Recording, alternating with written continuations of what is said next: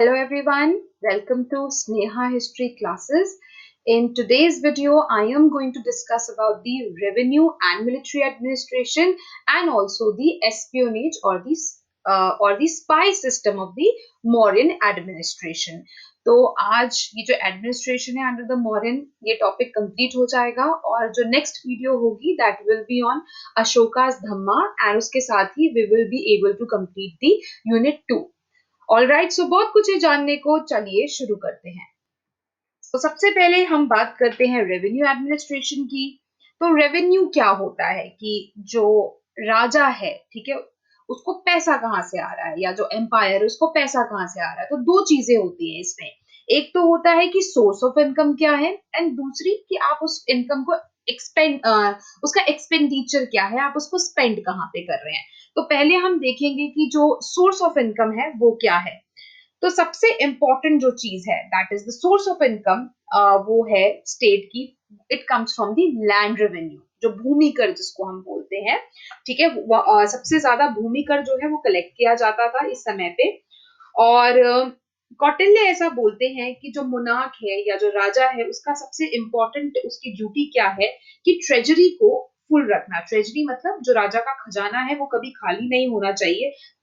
किसी भी समय पे और किसी भी काम के लिए वो हमेशा भरा रहना चाहिए. तो इसके लिए एक ऑफिशियल होते थे जिसका नाम था Samartan. He was the chief of the revenue department, जो कि ये जितना भी कलेक्शन होता था रेवेन्यू का उसके लिए ही वाज रिस्पॉन्सिबल. एंड उसके बाद एक और ऑफिशियल है जो था सनीधता. उनका काम क्या था, ही यूज टू वो जो डिपार्टमेंटल रिसिप्ट होती थी ट्रेजरी डिपार्टमेंट की, उसको ही यूज टू कलेक्ट, उसका रिकॉर्ड ही यूज टू मेंटेन. तो ये दो ऑफिशियल्स हो गए. अब ये जो लैंड रेवेन्यू था वो दो तरीके का होता था. एक को हम बोलते हैं बाली और दूसरे को बोलते हैं भाग. तो अशोका के एडिक्ट में हमें इसका रेफरेंस मिलता है अबाउट दीज लैंड रेवेन्यूज. और जो भाग होता था it was the royal share of produce. तो जो रॉयल शेयर है प्रोड्यूस का उसको हम भाग बोलते थे. और ये कितना होता था, इट वाज अराउंड दी 1/6, ठीक है, और 1/8. जो भी प्रोड्यूस है उसका आप एक 1/6 पार्ट या 1/8 पार्ट जो पे कर रहे हो उसको भाग बोला जाता था. मतलब उस समय पे जो लोग पे करते थे. एंड दूसरा जो रेवेन्यू है दैट वाज बाली. ठीक है, और ये क्या था revenue, it was a kind of tax on the land area used by each cultivator, and it was in accordance with the quality of land. कि मतलब उन लोगों से चार्ज किया जाता था जो जमीन के ऊपर कल्टीवेशन करते थे, ठीक है, उन बेसिकली किसानों से. तो वो जो लैंड होती थी वो किस पे डिपेंड करता था. अगर लैंड ज्यादा अच्छी फर्टाइल है तो उससे थोड़ा ज्यादा रेवेन्यू लिया जाएगा, अगर कम फर्टाइल है तो कम लिया जाएगा. तो ये जो लैंड है जो कि कल्टीवेशन के लिए यूज होती है उसके ऊपर जो टैक्स लगता था उसको बोलते हैं बाली. और ऐसा कहा जाता है कि अशोका के टाइम में ही had reduced bhaga to 1/8 of the produce in the district of Lumbini, जहां पे बुद्धा का जन्म हुआ था. वहां पे उन्होंने जो भाग था इसको कम कर दिया था. इसके बाद जो टैक्सेस था वो किस तरीके से लोगों से लिया जाता था. दो तरीके होते थे. एक तो होता था कैश में रेवेन्यू लिया जाता था और दूसरा काइंड में. काइंड में मतलब जैसे कि एक किसान गेहूं को की उपज कर रहा है तो वो जो उसका गेहूं है उसका 1/6 या 1/8 पोर्शन जो है वो दे देता था. तो ये होता था काइंड. तो दो तरीके से लोग टैक्स पे करते थे. और इसको कलेक्ट कौन करते थे, इसको जो लोकल ऑफिसर्स थे they used to collect the taxes. And इसके बाद जो गवर्नमेंट थी it also earned income from the crown land. तो क्राउन लैंड जो मतलब राजा की लैंड है उसको सीता बोला जाता था. तो उसमें भी कल्टीवेशन होती थी and it was under the supervision of the state. तो यहाँ से भी जो अर्निंग होती थी वो भी it was the part of the treasury या it was the source of income. इसके बाद इस समय पे आप ये भी देखेंगे कि प्राइवेट ओनरशिप भी देखने को मिल रही है कि जो लोग हैं उस समय के वो प्राइवेटली ओन कर रहे हैं. एंड वो चीज अब धीरे धीरे बढ़ रही थी. एंड इस वजह से आप देखोगे कि लार्ज लैंड ओनर्स आ गए हैं जिनके पास बहुत बड़ी बड़ी लैंड है. और वो क्या कर रहे हैं, वो अपनी जो लैंड है उसको जो टेनेंट है, ठीक है, उसको किराए पे दे रहे हैं और उसके through they are collecting the revenue. तो ये तो हो गया लैंड रेवेन्यू जो कि एक मेजर सोर्स ऑफ इनकम था. दूसरा हम बात करते हैं कि और भी बड़े सारे इनकम के सोर्स थे राजा के. टैक्सेस थे, वो थे जैसे कि शेफर्ड के ऊपर टैक्स लगाया जाता था, ठीक है, या जो लाइव स्टॉक ब्रीडर है on the count of the animals, कि उसके पास कितना जानवर है उसके हिसाब से उसके ऊपर जो है टैक्स लगाया जाता था। इसके बाद the cities they collected revenues in the form of sales tax.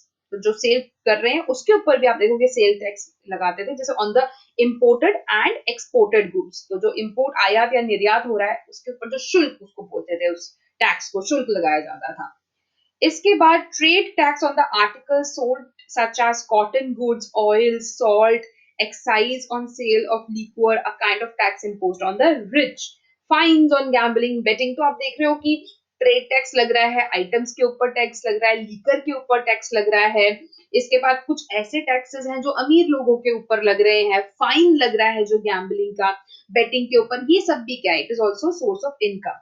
सो ये कुछ है। इसके अलावा जो ड्यूटी है, the rates of duties were fixed in view of the nature of a particular commodity, कि कमोडिटी कैसी है, ठीक है, तो उसके ऊपर भी वो लोग ड्यूटी लगाते थे, ठीक है। और वो कमोडिटी का ओरिजिन कहाँ से है, वो किस टाइप की कमोडिटी है, उसके ऊपर टैक्स लगता था। और वो जो ड्यूटी होती थी इट वेरीड फ्रॉम 1/10 टू 1/20। सो ये था। इसके अलावा भी जो स्टेट था, जो गवर्नमेंट थी, वो it owned vast states and forest, and उनकी मोनोपोली थी माइन के ऊपर, और they traded in minerals and products. तो इसके थ्रू भी उनको काफी पैसा आ रहा है। उनकी खुद की फैक्ट्रीज होती थी, बहुत सारे मतलब बहुत सारे तरीके के आर्टिकल्स वो लोग प्रोड्यूस करते थे। और स्पेशली हम बात करें टेक्सटाइल का प्रोडक्शन काफी होता था, चैरियट वर्कशॉप होती थी, ठीक है। इसके साथ साथ जो मर्चेंट्स ट्रैवल कर रहे हैं, ठीक है, वेदर थ्रू लैंड रूट और वेदर थ्रू सी रूट, ठीक है, तो उनके ऊपर भी वाटरवेज के थ्रू भी जो कर रहे हैं या लैंड के थ्रू, उनके ऊपर भी टैक्सेस लगाए जाते थे। इसके बाद there was other taxes like forest tax, tax on intoxicants, mine tax, fish tax, tax on use of irrigation work, licence tax. तो आप देख रहे हैं कि कितने तरीके के टैक्स है। जैसे अगर हम प्रेजेंटली भी बात करें तो हम लोग आज के समय भी बहुत सारी चीजों पे, मतलब हम जो भी चीज परचेज कर रहे हैं उन सबके ऊपर टैक्स है। तो ये सब किसके पास जा रहा है, ये गवर्नमेंट के पास जा रहा है। तो आप देखेंगे उस समय पे मॉडर्न एडमिनिस्ट्रेशन में भी ये लोग इतने तरीके से जो है पैसा जो है लोगों से कलेक्ट करते थे।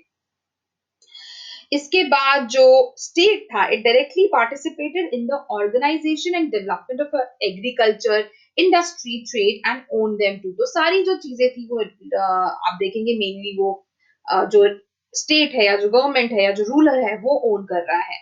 तो ये सब क्या है, ये सब चीजें हैं उसकी मेन सोर्स ऑफ इनकम। और अब और भी टैक्सेस हैं, जैसे कि they used to maintain a register जिसमें बर्थ और डेथ जो है उसका रिकॉर्ड होता था, कितने लोग पैदा हो रहे हैं, कितने मर रहे हैं। और ऐसा बोला जाता है कि इसके थ्रू वो पोल टैक्स भी कलेक्ट करते थे, कि जो इलेक्शन पे जो टैक्स लगता है। इसके अलावा जो पब्लिक सेरेमनीज हैं, टेम्पल्स हैं, they also provided them revenue. और जो स्ट्रैबो हुए हैं, ही मेंशंस दैट कि क्राफ्ट्समैन जो होते थे, जैसे कि को भी गोल्ड स्मिथ हो गया या और जो क्राफ्ट्समैन है, ठीक है, तो they are also paying the taxes. इसके बाद जो जब जैसे अगर राजा के बेटे का जन्म हुआ है, किसी प्रिंस का जन्म हुआ है, तो उस ओकेजन पे भी जो राजा है वो ट्रिब्यूट कलेक्ट करते थे, कि लोग बेसिकली गिफ्ट्स दे रहे हैं, तो वो एक सोर्स ऑफ इनकम है। इसके अलावा ऐसा बोला जाता है, अर्थशास्त्र में लिखा गया है कि जो ब्राह्मण होते थे या women, children, blind, deaf and other handicapped person were exempted from paying tax. तो इन लोगों से वो लोग टैक्स कलेक्ट नहीं करते थे। और जो क्षत्रिय वॉरियर्स होते थे उनसे भी टैक्स कलेक्ट नहीं किया जाता था, उनको इससे एग्जेम्प्ट किया जाता था। और अगर ऐसा कभी समय आ गया कि बिकॉज ऑफ दी वॉर या फेमिन पड़ गया और जो राजा का खजाना है वो खाली होने लग गया, तो उस केस में भी जो एक्स्ट्रा टैक्स जो है वो लोगों से कलेक्ट किए जाते थे। और जो लैंड ग्रांट्स थी वो भी दी जाती थी ब्राह्मण्स को, एंड जो इम्पोर्टेंट ऑफिशियल्स है उनको दी जाती थी। और जो टैक्स कलेक्शन होता था वो रेगुलरली हर मतलब एवरी टाइम, लाइक आप देखोगे regularly they used to collect. और अगर जो नहीं करता था टैक्स पे तो उसको जो है पनिशमेंट भी दी जाती थी। तो ये तो हो गया सोर्स ऑफ इनकम। अब ये जो इतना पैसा कलेक्ट कर रहे हैं उसको खर्च कहाँ कर रहे हैं, तो किंग के हाउस होल्ड पे उसका खर्चा हो रहा है, आर्मी के लिए, और या जो ऑफिशियल्स की सैलरी है उसके को दी जा रही है, बिकॉज आप देखेंगे ब्यूरोक्रेसी है, तो मेंबर्स जो है ब्यूरोक्रेसी की उनकी सैलरी में ये पैसा लग रहा है। इसके साथ साथ मेंटेनेंस ऑफ पब्लिक वर्क, ठीक है, और पब्लिक वेलफेयर एक्ट्स जैसे कि construction of roads, rest houses, temples, educational institutions, canals, wells etcetera. तो ये सारी जो पब्लिक वेलफेयर की चीजें हैं, ठीक है, लोगों को सैलरी देने के लिए या किंग के हाउस होल्ड में ये सारे जो पैसे हैं इसको वहां पे स्पेंड किया जाता है। सो this was about the revenue administration, जिसमें मैं दो बातें करी कि पैसा आता कहाँ से क्या है, सोर्स ऑफ इनकम क्या है, और उसको उसका एक्सपेंडिचर कहाँ है, उसको स्पेंड कहाँ किया जाता है। नाउ हम नेक्स्ट बात करते हैं अबाउट द एस्पियोनेज और spy system. This is very important, वैसे ये आपके सिलेबस में नहीं है बट आई थॉट कि ये काफी इंपॉर्टेंट है, इंटरेस्टिंग है, तो मैंने सोचा कि मैं इसको भी आपको एक बार समझा देती हूँ। तो स्पाई सिस्टम क्या है, जासूस। तो आप मॉडर्न एडमिनिस्ट्रेशन में देखेंगे कि बड़े सारे जासूस रखे थे लोग, ये रूलर ने। तो ना सिर्फ रूलर, यहाँ तक कि जो इंपॉर्टेंट ऑफिशियल्स हैं वो भी जासूस रखते थे। और आप देखोगे जासूस के ऊपर भी जासूस होते थे, स्पाई ओवर स्पाई। तो ये सब क्या था, तो मतलब वॉच का सिस्टम बहुत ज्यादा था, मतलब है ना। तो ये चीजें थी। और सीक्रेट सर्विस रखी जाती थी, सीक्रेट एजेंट्स को अपॉइंट किया जाता था। और काफी सारे, there was a large number of detective जिनको बोला जाता था बुढ़ा पुरुषासा। There were secret agents, double agents, news agents, spies, counter spies etcetera. They were all posted in the kingdom and they were maintain not only by the king, जैसे मैंने आपको बोला कि ना सिर्फ राजा बट जो इंपॉर्टेंट ऑफिशियल्स हैं वो अपने जो सबॉर्डिनेट्स हैं उनके ऊपर चेक रखने के लिए भी जो स्पाइज हैं उनको अपॉइंट करते थे। इसके बाद जो मेगास्थनीज एंड कौटिल्य हैं, वो कहते हैं कि पूरे आप देखोगे जो भी पूरा एम्पायर है वहां पे आपको you will going to find a network of spies. तो हर छोटी बड़ी एरिया में you will going to find spies and these spies they kept the king informed of everything that happened in the country. तो spy क्यों रखते हैं कि जासूस, जिससे कि वो हर एक इंफॉर्मेशन, क्योंकि देखो राजा के लिए पॉसिबल नहीं है हर जगह जाना, तो उसको अप टू डेट होना चाहिए कि क्या हो रहा है उसके राज्य में। तो उस केस में क्या है, ये जो जासूस होते थे, स्पाइस होते थे, वो सारी इंफॉर्मेशन लाके राजा को देते थे। एंड इसीलिए जो किंग है वो एक सेपरेट स्पाई डिपार्टमेंट भी मेंटेन करता था। And they the spice they were considered the years and eyes of the king. अब जो स्पाइस होते थे उनकी रिक्रूटमेंट का क्या प्रोसेस था, तो आप देखेंगे जो स्पाइस होती थी उनकी बहुत टफ ट्रेनिंग होती थी, बचपन से ही उनको इस चीज के लिए ट्रेन किया जाता था। उनको बहुत सारी लैंग्वेजेस आती थी और उनको हर तरीके का काम आता था, बिकॉज उनको कहीं पे भी सेटल होना पड़ेगा। तो house holder he was disguised as a householder, cultivator, merchants, hermits, ascetics and students, so that they mixed with all ranks of society and collected information। क्योंकि अगर देखो लोगों को शक हो जाएगा कि जासूस है तो फिर वो उनको अपनी इंफॉर्मेशन नहीं प्रोवाइड करेंगे, ठीक है, वो सतर्क हो जाएंगे। तो जिसकी वजह से जो जासूस होते थे उनको वो हर एक चीज में वेल इक्विप्ड होते थे और वेल ट्रेन्ड होते थे, जिससे कि वो किसी के साथ भी जो है एडजस्ट कर पाए। So they had to inform their duties very skillfully, carefully, and secretly. There were spies who watched secretly the work and activities of officials from the junior most to the ministers and inform the king about them. तो आप जैसे कि काफी सारी movies बनी हैं detectives के ऊपर, तो आप वो देख सकते हैं। तो उनको बहुत सीक्रेटली ये सारी चीजें जो है वो करनी पड़ती हैं। इसके बाद जो आर्मी है, उसके बाद जो स्पाइज हैं, they were the chief support of the king's court. And जो कौटिल्य है ये has described the spies of two types. तो दो तरीके के स्पाई होते थे, एक एक को बोला जाता था संस्थान और दूसरा होता था संचरण। तो जो संस्थान होता था ये वो होते थे जो those who remain at one place, और जो एक जगह पे ही रहते थे और कहीं मूव नहीं करते थे उनको संस्थान बोला जाता था। Whereas on the other side जो संचरण होते थे, they used to travel from one place to another to collect the information. So and there were spies against spies, तो बट मल्टीपल स्पाइस जो है वो रिक्रूट किए जाते थे। और जैसे कभी काफी इंपॉर्टेंट मैटर होना है तो इंफॉर्मेशन को क्रॉस चेक करने के लिए, ठीक है, कि वेदर दिस इंफॉर्मेशन जो एक स्पाई लेके आया वो सही है नहीं, तो उसको क्रॉस चेक करने के लिए वो लोग और भी स्पाइस को रिक्रूट करते थे। एंड इसके साथ साथ जो फॉरेन कंट्रीज हैं वहां पे भी एम्बेसडर्स या जिनको दूत बोलते हैं वो अपॉइंट किए जाते थे। दो they were also the open spies. And इसके साथ साथ women were also the spies. और लोग, क्योंकि औरतों के ऊपर ज्यादा कोई शक नहीं करेगा, तो वुमेन जो थी they were also the spies and the spies also use their peculiar way of writing. तो देखो जिससे कि कोई और उनकी इंफॉर्मेशन को पढ़ ना ले, इसलिए उनको एक अलग तरीके की राइटिंग आती थी जिसको बोला जाता है cipher writing. So that to to keep the information confidential. And इसके साथ साथ पिजन्स जो होती थी उनको भी वो लोग यूज करते थे so to send the information. So this was all about the espionage system. अब हम इसमें लास्ट करेंगे मिलिट्री एडमिनिस्ट्रेशन. तो मिलिट्री एडमिनिस्ट्रेशन कैसा था? सो ऑब्वियसली मॉडर्न एम्पायर ने बहुत बड़ा एरिया जो है कैप्चर किया हुआ था, तो definitely obviously with the help of a strong military they were able to do that and with a diplomatic policy. ठीक है, तो दो चीजें हैं. एक तो ठीक है आप युद्ध लड़के आप जमीनों को हड़प रहे हैं, दूसरा आप क्या कर रहे हैं, दूसरा आप डिप्लोमेटिकली षड्यंत्र आप कह सकते हो, या बड़े अच्छे से आपको लग रहा है जो स्ट्रॉन्ग कंट्री है, जो स्ट्रॉन्ग एम्पायर, उसके साथ फ्रेंडली रिलेशन बना के वीक को अटैक करके उसको कैप्चर करके, सो इस तरीके की डिप्लोमेटिक पॉलिसी थी जो modern ruler they adopted. And जब अब मिलिट्री की बात करते हैं तो वेल ऑर्गेनाइज्ड मिलिट्री सिस्टम था जो कि मेंटेन प्रॉपरली किया जाता था, उसको इट वाज प्रॉपरली गवर्न्ड. और जो किंग था he was the supreme commander जो कि पर्सनली सुपरवाइज करता था आर्मी को both in times of peace and war. और इसका जो इंचार्ज होता था, the overall incharge of the defence forces was the सेनापति. तो ये एक इंपॉर्टेंट ऑफिशियल है जिसको हम कमांडर इन चीफ भी कहते हैं, जो कि ये सारे डिफेंस के मैटर्स को देखता था. जो कि कौन अपॉइंट करता था? उसको राजा अपॉइंट करता था, who supervise and control the entire army. And he was always consulted by the king on all matters pertaining to the army. तो उसको हमेशा हर डिसीजन में राजा से सलाह या उनके बिना वो कोई भी स्टेप नहीं ले सकता था. तो इसके बाद जो आर्मी होती थी, इट कंसिस्टेड ऑफ 4 डिपार्टमेंट्स जिसमें है elephants, chariots, cavalry and infantry.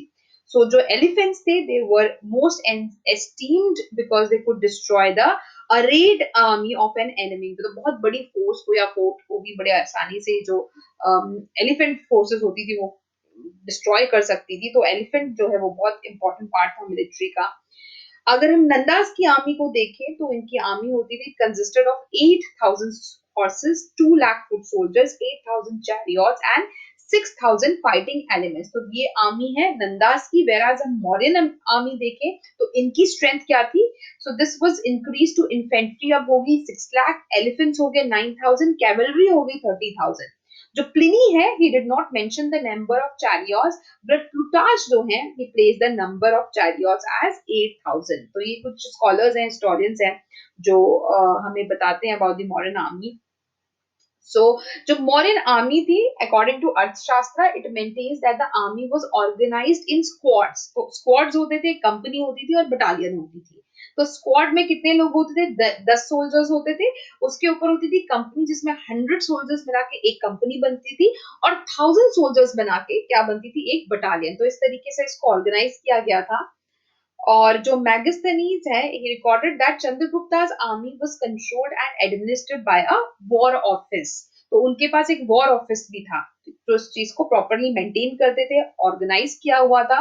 And ये जो वॉर ऑफिस था इसमें there were 30 members who were divided into 6 boards of 5 members each. तो 30 मेंबर की एक कमेटी होगी, आप लगा लो वॉर ऑफिस हो गया, जो आगे फर्दर डिवाइडेड है 6 बोर्ड्स में, और हर एक बोर्ड में कितने मेंबर है? 5 मेंबर्स हैं.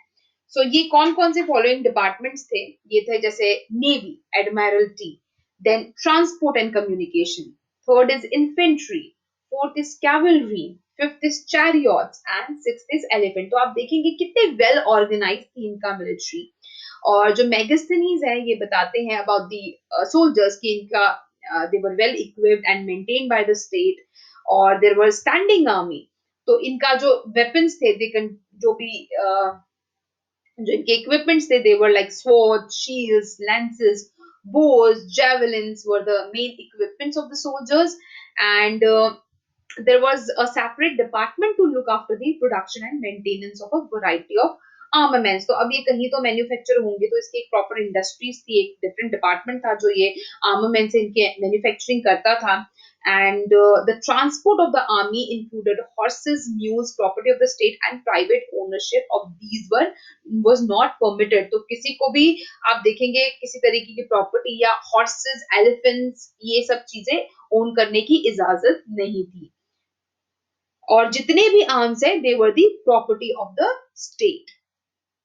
इसके बाद बिहाइंड, देखो ये तो हो गया वॉर, आपके पास अच्छी मिलिट्री है, आप बहुत अच्छे से युद्ध कर सकते हैं, बट इसके अलावा जो मौर्यंस थे वो बड़े डिप्लोमेटिकली काम करते थे. So the remark of Kautilya, I am going to quote here, the intrigue, spies, winning over enemies, people, siege and assault are the five means to capture a fort. देखो फोर्ट को अगर आपने हरा दिया तो आप बड़े आराम से जो पूरा एम्पायर है या रूलर है उसको कैप्चर कर सकते हो, क्योंकि फोर्ट एक सबसे, फोर्टिफिकेशन क्या होता है, वो एक सॉलिड फोर्ट है जिसको तोड़ना मुश्किल है.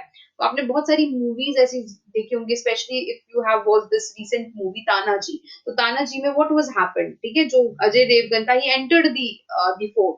तो वैसे उस फोर्ट को कैप्चर कर पाना बिल्कुल नामुमकिन था, बट आपने अगर डिप्लोमेटिकली या कॉन्स्पिरेसी करके आप अंदर घुस गए तो बड़े आराम से आप उनको हरा सकते हो. सो ये इस तरीके की जो वो पॉलिसीज थी वो अडॉप्ट करते थे, और डिप्लोमेटिक फोर्स जो है उसको बहुत ज्यादा एम्फसाइज किया जाता था.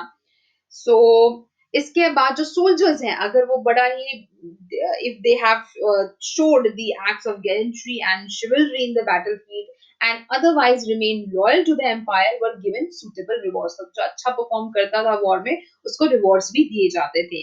And the success of Chandragupta Maurya against Seleucus and the conquest of Kalinga by Ashoka are sufficient proofs of the strength of the Mauryan army. तो आपको पता है ये दो तो बेस्ट एग्जाम्पल है कि कलिंग को बहुत मुश्किल से अशोक जो है वो जीत पाए थे, इससे पहले उसको किसी ने नहीं जीता था.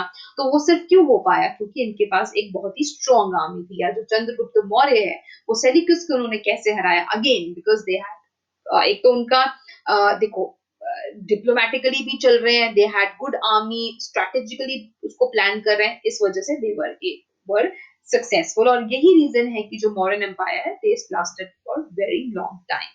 सो इसके साथ ही we are done with the modern administration. जो नेक्स्ट टॉपिक हम बात करेंगे that will be on Ashoka's धम्बा.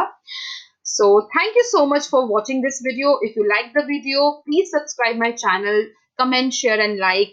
And thank you so much once again. Have a nice day. Take care. Stay safe.